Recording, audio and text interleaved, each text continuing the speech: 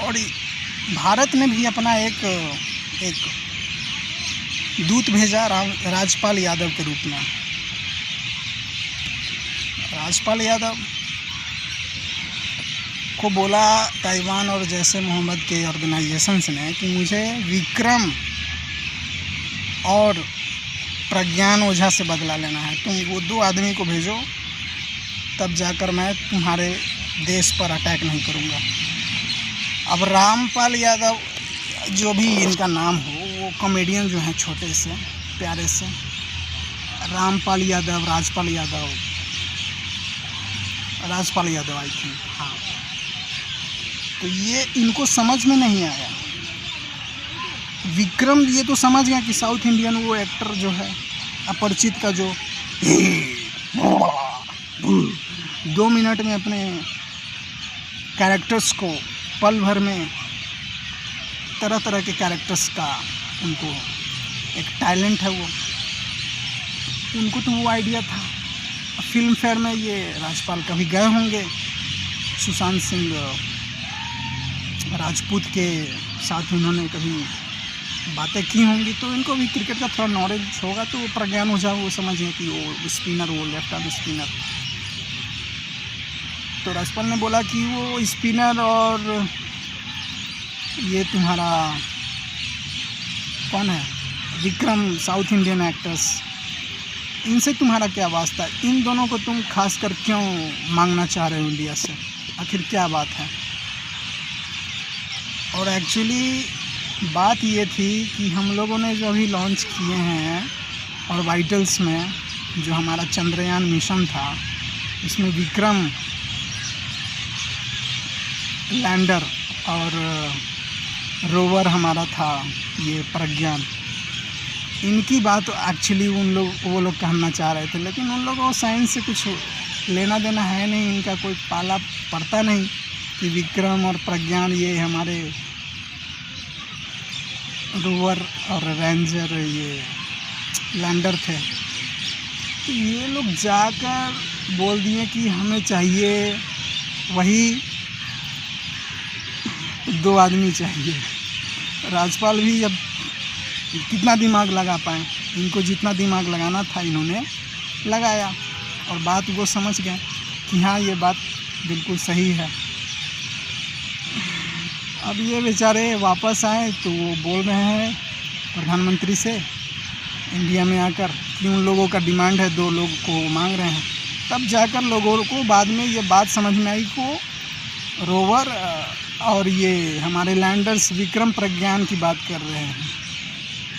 तो इसलिए कहा गया जब तक हम लोग शिक्षित नहीं होंगे, संगठित नहीं होंगे, जागरूक नहीं होंगे, हम लोगों को कुछ समझ में नहीं आएगा। उन लोगों को ये पता नहीं था कि ये हमारे चंद्रयान मिशन जो है ये हमारे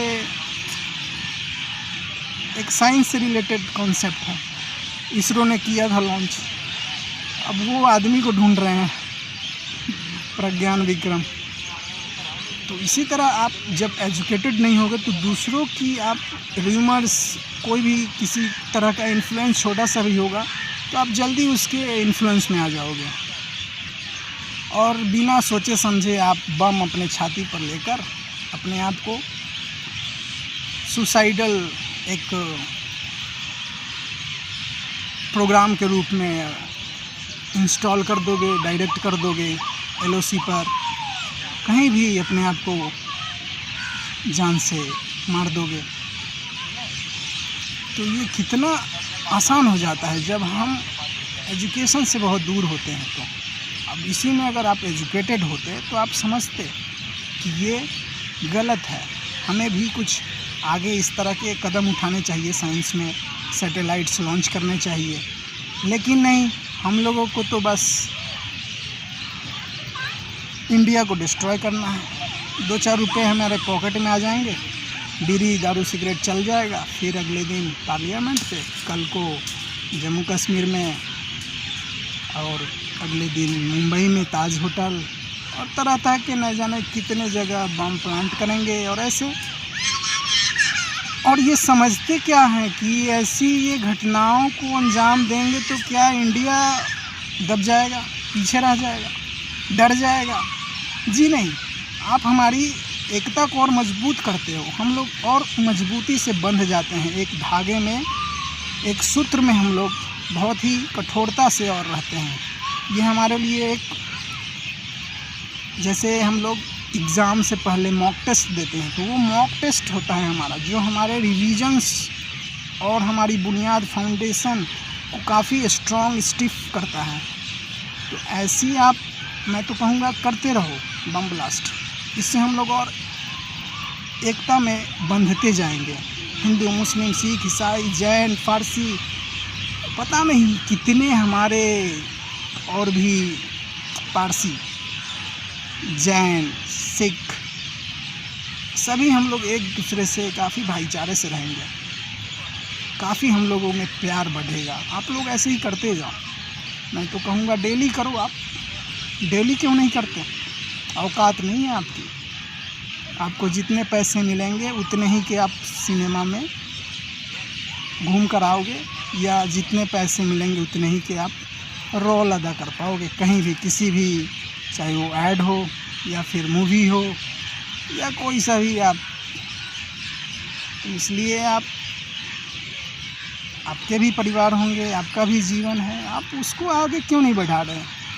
इंडिया जो आगे बढ़ रहा है, काफ़ी प्रगतिशील देश है, काफ़ी इसमें पोटेंशियल है, substantial amount of energy is there.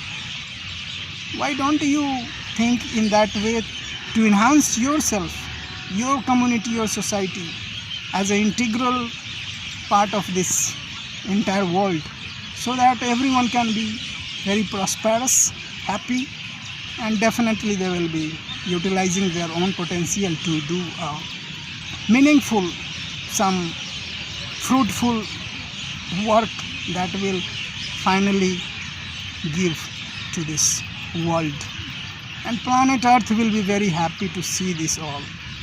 If you destroy others, definitely you will be get destroyed one day. So don't do that, never ever, because that is like a very vital and lethal to you as well as your family. So please think about this in a very, this is actually the fundamental interest of every and each individual, that you need to think about this. Okay, so I am talking to you that you can take the test, that what is the test of the peace in the country, society. If you can ever have tested it, definitely you will not do such kind of activity that you are actually influenced by our enemy. Actually there is no enemy, it's like